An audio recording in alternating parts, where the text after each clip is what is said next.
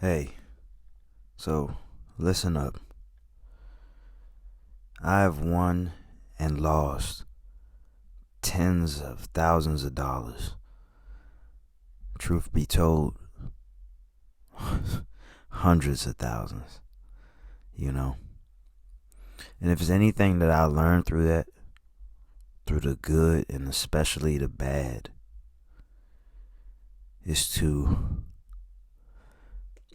bet on yourself, to be willing to bet on yourself. Because the frustration that comes from being invested in the outcome of somebody else's performance,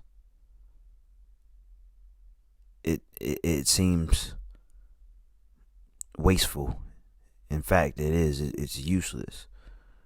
When you sit around all day, no matter the result, but if you sit around all day waiting for the outcome of the games to show, waiting to see if you're gonna cash in or lose it all, and you putting a lot of emotional energy into it, anxiety, the not knowing, feel like you gotta watch it.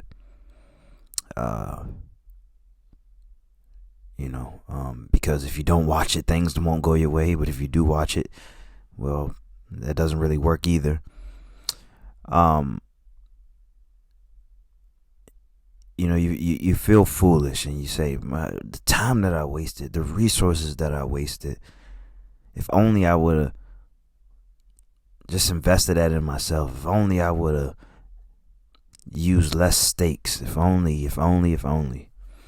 And I'll just tell you, me personally, and I'm actually surprised that I was able to walk away from all of that. Not completely broke, but I was able to walk away from that kind of unfazed. I think a lot of my philosophies just hold true. Is that, you stay in the game as long as possible. And I don't regret the choices that I made because, it changed my life.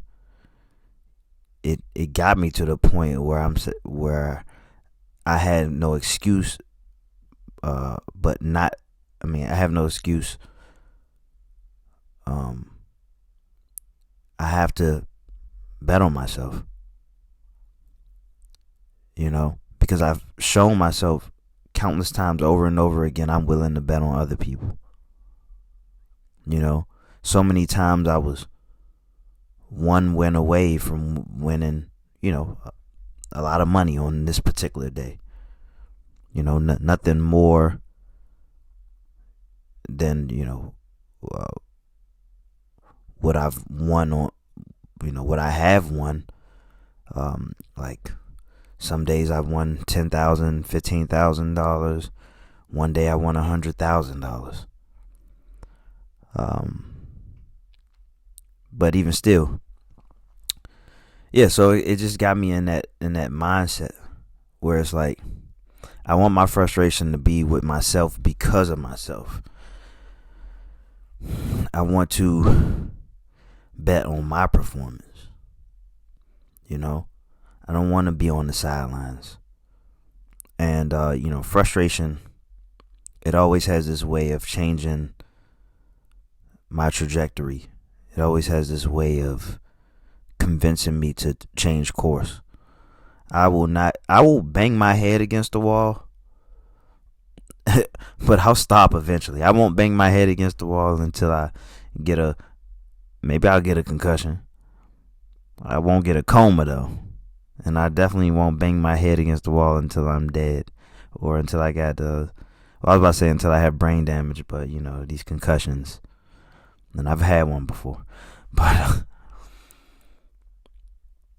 no, seriously, you have to treat yourself.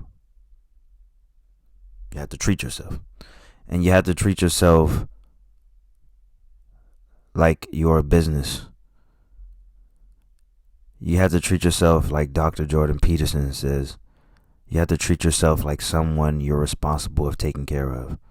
Because you are, shouldn't expect for other people to take care of you. But when I talk about being willing to bet on yourself, or when I talk about betting on yourself, this means you take chances at the things that you believe in. You take chances at your dreams, and you take chances at outlandish things, and you work on your body, you work on your nutrition, you work on your mental health. That's betting on yourself. You put yourself in the best position possible, not based on what society wants from you, but what you want from yourself and what you want to put into this world. I feel as if you're going to be miserable and disappointed, it's got to be because you made your own calls, no matter how tough. And I won't really speak on it too much, but in my own life, I made some tough calls that I get scrutinized for constantly. Nothing illegal. It's just a matter of my belief, and me sticking to it has drawn a lot of scrutiny from people close to me, and it's too much at times, and I'm working through being able to accept that. But what I can't accept is being pressured into making decisions that I don't want to make, and then having it work against me. I will not do that. Such is life. And but also to my point, stick to your guns. You have to call your own shots. It does not feel good when you feel like you make sure you're always on your best behavior because of who's watching. Whether if that's your mom, your aunt, your father, your manager, doesn't feel good. It lowers your self-esteem. It lowers your morale. When you have to fake a smile, you have to fake like you care about the conversation that's being had, where you have to change your personality, and your work personality is nothing like who you are. When you can't translate who you are to what you do for a living or whatever, it fucks with you. It convinces you that there's something wrong with you.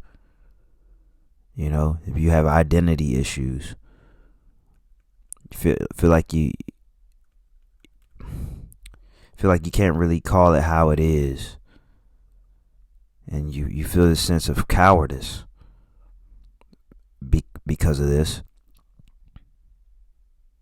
getting further away from who you could be, and that breeds a life of resentment, and ultimately you look back at your life and you hate that that's what you succumb to. You hate that you went through all of these years never quite experiencing not just what life has to offer, but what you could have offered yourself. So you can start here and start now. Make the time for the things you need to make the time for. Make the sacrifices for the things you need to sacrifice for. And just keep showing up and get a different type of ass beating. You're going to get your ass beat regardless. But if you are to get your ass beat, let it be on the path you choose to take. On the road less traveled, you will find a lot of openings that most people will overlook, or they could be looking in the absolute wrong direction or opposite direction because the path that they have taken wouldn't allow for them to see the route that you're taking. It's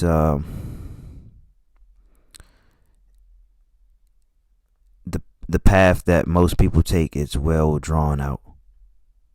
It's simple. It's maybe even narrow, but there's a lot to stimulate, distract, and consume them on the way that they can't be bothered with looking for more, looking for alternative routes. Many will, however, but most won't. Most will just find a way to accept that this is the way that it is. Acceptance is good, but when you accept something that is to your detriment, you feel like there's nothing you can do about it, that's not good. It puts you in this endless cycle of, once again, just resentment, caught up in the mundane. And as time goes on, you lose more and more of your spark. You lose more and more of what you could have been and what it meant to be you. And you get caught up in all of these vicious cycles, never quite finding happiness or joy or success or completement. Just following along with somebody else's plan. Someone who doesn't give a fuck about you, might I add. So do you want to live with that? Do you want to live like that? Or do you want to live on the edge? And it's like I've said a couple times, maybe not recorded, but in my own personal life, it's okay to color in the lines, but touch the lines. You know what I mean?